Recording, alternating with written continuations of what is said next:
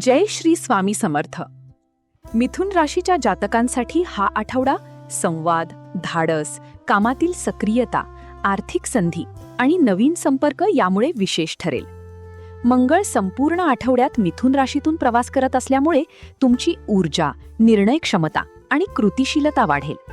मात्र याच कारणामुळे अधीरता आणि घाईची शक्यताही वाढू शकते. सूर्य 17 ऑगस्ट नंतर सिंह राशीत प्रवेश करतो. त्यामुळे संवाद, लेखन, प्रवास, मार्केटिंग आणि नवीन कौशल्ये या क्षेत्रांमध्ये सक्रियता वाढेल. बुधही आठवड्याच्या उत्तरार्धात सिंह राशीकडे सरकत असल्यामुळे तुमच्या बोलण्याला अधिक प्रभाव मिळू शकतो.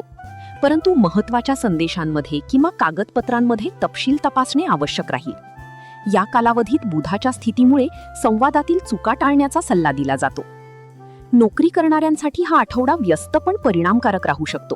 नवीन प्रकल्प, नवीन जबाबदारी किंवा वरिष्ठांशी महत्त्वाची बैठक होण्याची शक्यता आहे. तुमच्या कल्पना मांडण्यासाठी योग्य संधी मिळेल. मंगळ तुमच्या राशीत असल्यामुळे तुम्ही काम वेगाने पूर्ण करण्याचा प्रयत्न कराल, परंतु घाईमुळे छोटी चूक होऊ शकते. त्यामुळे महत्त्वाची कागदपत्रे, आर्थिक आकडे, ईमेल आणि अहवाल दोनदा तपासा. सहकाऱ्यांसोबत स्पर्धात्मक वातावरण निर्माण होऊ नये याची काळजी घ्या.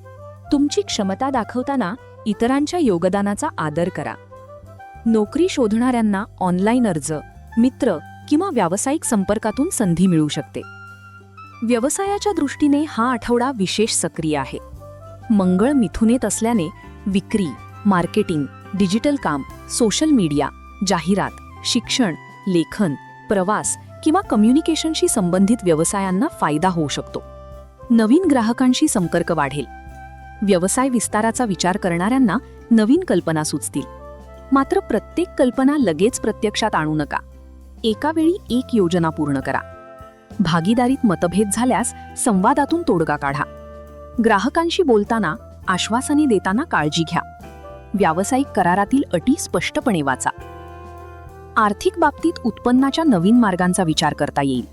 अतिरिक्त काम, फ्रीलान्स, कमिशन, ऑनलाईन काम किंवा संपर्काच्या माध्यमातून लाभ मिळू शकतो. मात्र मंगळामुळे खर्च करण्याची घाईही होऊ शकते. नवीन इलेक्ट्रॉनिक वस्तू, प्रवास किंवा मनोरंजनावर अनावश्यक खर्च होण्याची शक्यता आहे. आर्थिक व्यवहारात पारदर्शकता ठेवा. मित्रांना किंवा नातेवाईकांना मोठी रक्कम उधार देण्यापूर्वी विचार करा. गुंतवणुकीत जोखीम समजून घ्या. अचानक मिळालेल्या आर्थिक फायद्याचा काही भाग बचतीसाठी ठेवणे योग्य ठरेल. कौटुंबिक जीवनात संवाद अत्यंत महत्त्वाचा राहील. तुमच्या व्यस्त वेळापत्रकामुळे घरातील व्यक्तींना दुर्लक्षित वाटू शकते. त्यामुळे कुटुंबासाठी वेळ काढा. भावंडांशी संवाद वाढू शकतो. एखाद्या छोट्या कौटुंबिक कार्यक्रमामुळे आनंद मिळेल. वैवाहिक जीवनात तुमचे स्पष्ट बोलणे कधीकधी कठोर वाटू शकते, म्हणून शब्द मृदू ठेवा. प्रेमसंबंधात गैरसमज टाळण्यासाठी मनातील गोष्टी स्पष्ट बोला. जुन्या विषयांवरून वाद वाढवू नका. अविवाहित व्यक्तींना मित्रमंडळी किंवा कामाच्या संपर्कातून नवीन ओळख होऊ शकते. विद्यार्थ्यांसाठी हा आठवडा खूप चांगला असू शकतो, विशेषतः नियमित अभ्यास करणाऱ्यांसाठी. मात्र एकाच वेळी अनेक विषय हाताळल्यामुळे लक्ष विचलित होऊ शकते. अभ्यासासाठी निश्चित वेळ ठेवा. परीक्षेच्या तयारीत सराव प्रश्न आणि लेखनाला महत्त्व द्या. तुमच्या राशीविषयी साप्ताहिक, मासिक आणि दैनंदिन राशी भविष्यासाठी चॅनलला सबस्क्राईब आणि लाईक करा.